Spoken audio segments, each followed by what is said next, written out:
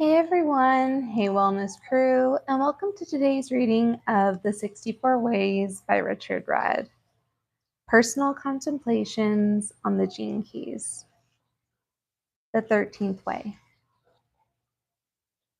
Gene Key 13. The Way of Discernment. Shadow, discord. Dilemma, pessimism. Gift, discernment. City, empathy. Programming partner, Gene Key 7. Codon ring, the ring of purification. The transformational way of the 13th gene key moves from discord to empathy, and it's the way of discernment. Secrets. The gene keys are a reservoir of secrets hiding inside the coils of the human genetic code. This is why the secrets are not really very well hidden, because they're inside us. Anytime anyone really decides to go deep within, they will always, sooner or later, discover the secrets. They're all known already. They're open secrets. The great sages and masters and ecstatics down the ages have discovered and shared them with us. The secrets of love, of wisdom, of surrender. They're all readily available through the teachings, the embodied teachers, the elders, and the living role models who openly share them because they've discovered them for themselves. The challenge is just to listen, to open our eyes, minds, and hearts, and read the secrets that are written all around us, inside us. Yet at the shadow frequency, we don't listen. We can't hear the secrets. We allow our lives to get too busy, and there's simply too much noise inside our heads. There are too many layers of armor around our hearts. The great secret of the 13th gene key is listening, but the dilemma of its shadow is pessimism. We may hear the good news, but we don't believe it. We can't quite bring ourselves to believe it. How can so many be so wrong, and just me and maybe a few others be right? That's what the shadow whispers in our ear. The mass consciousness of humanity is still operating for the most part at the shadow frequencies. The old reptilian brain still dominates, and that means we only hear the frequency band that it hears. Survival, it whispers. Security, it whispers. Certainty, it whispers. Pessimism is not the same as cynicism. It's not really a choice. It's a sense of hopelessness. It's a sense that things are out of kilter, that our dreams can never really come true. It's a sense that magic and idealism are things we only have when we're a child. When we become an adult, we have to put on a serious hat and work. Life isn't really fair, and the world is going down the tubes. It's what people refer to as the real world, a concept I find wryly amusing, since reality is so wholly subjective. Everyone in the real world has to worry. We have to worry. We get the distinct impression that things are in decline, that it's getting more and more out of control. No matter which generation we're born in, we always think that the end of the world is just around the corner. The world's changed since I was a child, we'll hear ourselves say. Or in my day, things were simpler. In my day, people cared more. In my day, things were better. In my day, life was easier. This is the unconscious dynamic of pessimism at work. The 13th shadow is discord, and discord is an acoustic term. It's about hearing only shadow frequencies, unnerving sounds. It's about only seeing the crises, only reporting the bad news, only being tuned in to the vibrations of chaos. It's the programming of the mass consciousness. We believe what we are told to believe. until we break out of that and question the status quo. The Gene Key cuts very deep into some of the most entrenched human patterns. The original name is the Fellowship of Man. It's about the human emotional connection. It's what has brought us together around the council fires forever. It's about listening to each other. Yet at its shadow frequency, it's riddled with distrust. One human distrusting another, one tribe distrusting another. It's about us distrusting life. It's about distrusting the story of life. Life is a story and it follows a natural evolutionary curve. Thank you so much for the like. That curve does not by design lead to chaos. But even science would have us believe this, that life is entropy, that all life moves from order to disorder. If there's anything that leads to pessimism, it's a statement like that. Well, we are screwed then. This frequency is everywhere. The real world has always involved suffering. That's what we do. It's always been this way. It's all across the news. It's in most communities, families, relationships, in our own body, our chemistry, but only if we're gullible enough to believe in it and deaf enough to hear it. This Gene Key carries a lot of weight. It drags behind it the experiential weight of human history. It's essentially misanthropic, believing that we humans are really pretty weak and not that great. We're just a tiny abandoned corner of the cosmos and victims of the vagaries of fate. That's discord. It's about only hearing the heaviness. And when I say hearing, I don't mean only orally acoustic. This is emotional hearing. We hear from our solar plexus. To be at the shadow frequency is to be weighed down by the human wound. It means we don't see the beauty around us. We don't see the hope, the best in others. We don't see the interconnectedness of things. We don't experience the magical holographic dimensions or trust in the inherent mysterious purpose of the present moment. We just don't see. We can't hear it. We can't hear love. We've forgotten about love. It's the greatest secret of them all, and here in this 13th shadow, we've simply forgotten.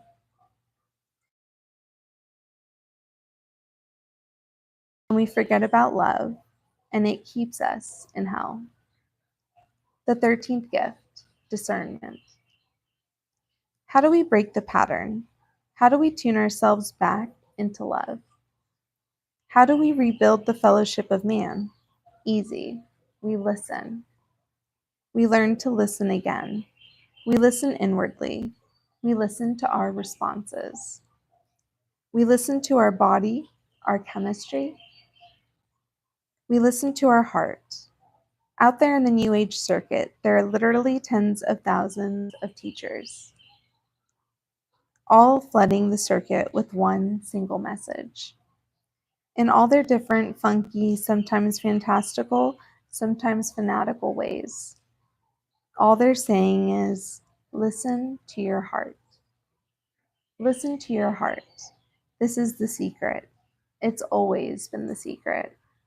This is a collective voice coming alive again in humanity. It's reminding us to listen. Even if some of the teachers aren't living it themselves, it doesn't matter. Thank you so much for the like. Hey Mac, how are you doing? It's a collective phenomenon.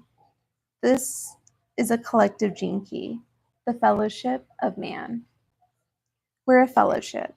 We only realize our fellowship when we begin to listen to one another.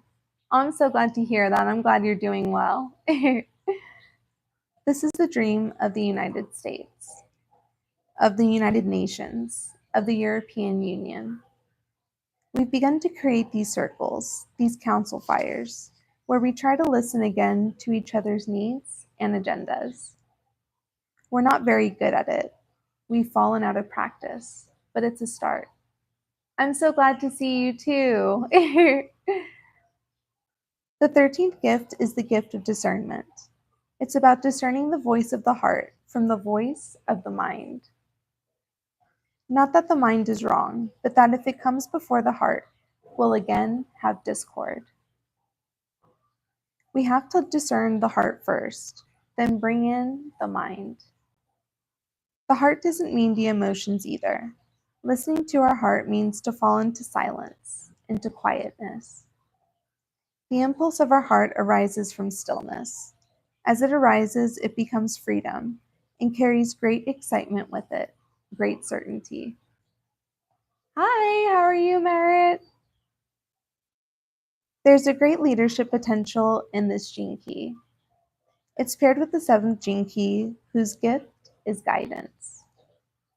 We only become a good guide if we know how to listen.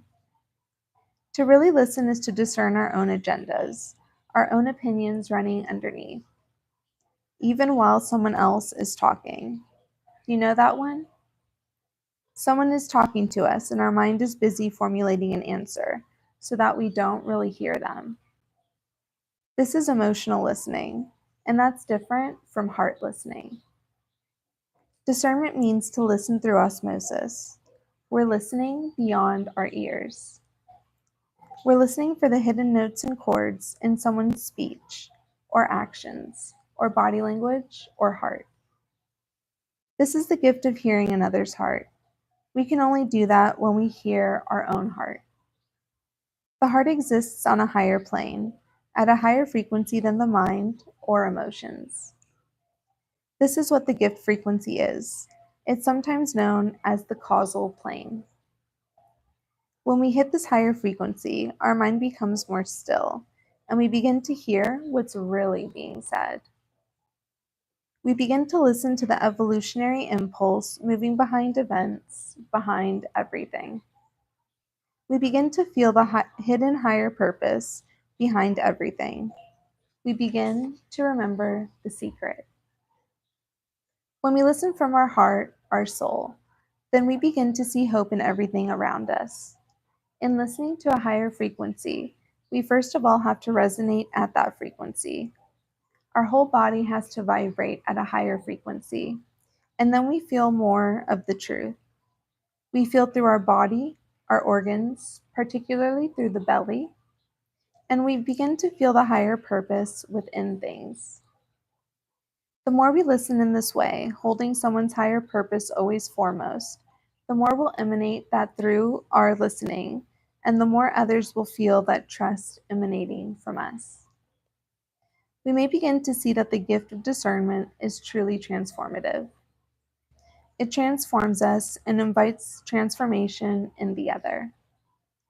This is why it's called the Fellowship of Man, because true, deep heart listening brings human beings into sympathy. It brings us into resonance. This is what creates melodic resonance, this 13th gene key. The deeper we listen to our lives, our relationships, our DNA, the more subtle levels and dimensions open up. A human life is a masterpiece of lifting melodies woven in light. Thank you so much for the like. I appreciate that. This is what contemplation is. It's the art of listening inwardly. There is nothing outside yourself. We become an ear, a receiving dish for the higher frequencies. And the more we receive them, the more we amplify them. This 13th gift, the gift of discernment, is what will ultimately bring human beings together into a higher harmony, into synergy. As we learn to listen into each other through the layers of the aura, we'll realize and open up the quantum field that interconnects us all. Our listening is then no longer passive, but becomes an aspect of our radiance. We listen with love, and we discern only love. Even the shadow consciousness field, ever rooted in pessimism, becomes charged by the quality of our listening. This is when listening becomes the greatest balm to our human wounds. And then finally, we can make the quantum leap that's needed in order to overcome the patterns of our collective history. Listening is awesome. It's one of the greatest yin powers in the universe, and because it's so giving, trusting, without agenda, it alone has the power to bring permanent change to our world. The deeper we listen, the more optimistic we'll become. The deeper we listen, the higher our spirit can rise. The deeper we listen, the more we'll hear only one thing: love. The 13th city, empathy. The transformational way through this gene key moves from discord at the shadow frequency to sympathy at the gift frequency and empathy at the city frequency. We can see how acoustic this phenomenon of listening is. It involves the ears. It involves the inner ear. It involves the belly. It involves the entire aura. It's about digestion. This is why digestion is rooted in the belly, because the intestines are the great discerners. They sift and draw out the nutrients and dispose of the dross. That's digestion. It's an alchemical process that goes on in every quadrant of the universe. Everything is digesting everything else all the time. That's what listening is. That's what contemplation is. It's digestion. 13 is a secret number. It has always been so. It's a master number. The 13th sign of the zodiac is Arachne, and Arachne is the spider with her 8 legs representing the 8 directions. As she sits at the center of her cosmic web, she listens. She listens to the vibrations of the cosmos through her legs. This is the symbolism of the number 13. We can see how at the shadow frequency, the projections on this number are always rooted in pessimism, and so it's come to be known as an unlucky number, the number of discord. Yet it's also the master number. The cosmic geometry is arranged as a 12-fold geometry woven around a single 13th center. It's the Christ number. Empathy is such a beautiful word. Sin, and its variant sim, as in sympathy, means with, whereas M means within or inside. We enter inside another person. We enter into true fellowship, not just with another, but with all beings. This is where the great teachings come from.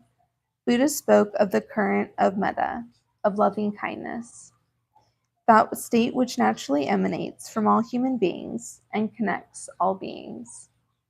Likewise, Christ's most central message was the same: love thy neighbor as thyself.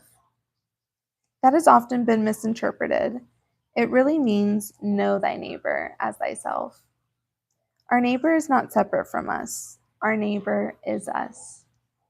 And then we know love. Empathy is all embracing. It includes the shadow and the gift, and yet it is beyond both. It's a witnessing. It's an acceptance so profound that it brings all beings into the center of the wheel. Empathy is a pure centripetal force. Empathy is like a black hole. It draws all beings inwards, inside ourselves. It embraces every aspect of life. It sucks in the past and the future, bending them inwards as they hurtle into the still point of our core. There is a place inside every human being, a place inside us, where we're nothing more than a simple listening presence. That's all we are. We're the universe listening to itself. As this city takes us, it sucks us into the beyond. It delivers us into the absolute. It's an arrow leading right through the center of our heart. To empathize with another is to allow their suffering deeply into our heart. It's to let their pain into every cell of our being so that we can feel it with them. As we allow this level of surrender, the miracle of grace occurs. and we hear the harmony within the discord. We feel the miracle of empathy flooding our being. As it annihilates all that past memory, all that karma, suffering, and experience, we experience the truth. We witness utter purification as we disappear into the quantum field of existence and become one with all that is. This gene key is an aspect of the codon ring called the Ring of Purification. How purifying just listening can be. Try it sometime. It's magical. It's a funny thing doing these gene keys. As I enter into each, their transmission starts to move inside me like a memory, opening up the universal codes. Right from the beginning of this 13th gene key, I've been aware of a sound, a gentle humming sound moving somewhere between my thoughts. Now, as I come to the city, I know exactly what it is. I hear it fully. It's the Gayatri Mantra, the most sacred and ancient mantra of the Vedas. Om Bhur Bhuvasva, Tat Savitur Varenyam, Bhargo Devasya Dimhai, Deo Yoma Prakodayat. Some things are untranslatable in language, but essentially what this mantra represents is the power of the 13th city. He or she who listens inwardly and relaxedly will experience the darkness and discord being purified by the inner light, the inner radiance, which progressively breaks through and illuminates our being with the truth of our divine essence. This is what empathy is. It's our full remembrance of the greatest secret there has ever been, the secret of our union with all that is. Thank you so much, Pat. I really appreciate that. Now that's something worth digesting. So the reason why I love the 64 Ways is that it's Richard Rudd's personal contemplations on the gene keys. So when I'm reading from the gene keys and from understanding human design with the, gate and the gene key readings, it's just really good information. This is kind of like just his personal contemplations. This is how he feels about each gene key and a further explanation. And I really enjoy reading from here. I really enjoy the 64 Ways. I enjoy learning more about the gene keys and learning each one and really being able to use this as more personal development, as something that can be used as a guide, as something that you can grow from, and just really get to know yourself and know what works best for you and what doesn't. I suggest to everyone to go to ahumandesign.com, get your body chart, and I also suggest you go to thegenekeys.com and get your holographic chart. And what that's going to do is it's going to show you your purpose. It's going to show you your life's work. It's going to show you all these different things that can be used to kind of help to know yourself more. And the more that we know ourselves, the more that we're going to be better able to tackle life and to tackle whatever it is that we need to tackle, and really knowing our purpose and coming from a place of authenticity. Thank you so much for joining me for today's live stream. Please don't forget to like, subscribe, and or join one of the membership tiers as it is popping off. And I will see you on the next live stream or video. Be well, stay wild as well.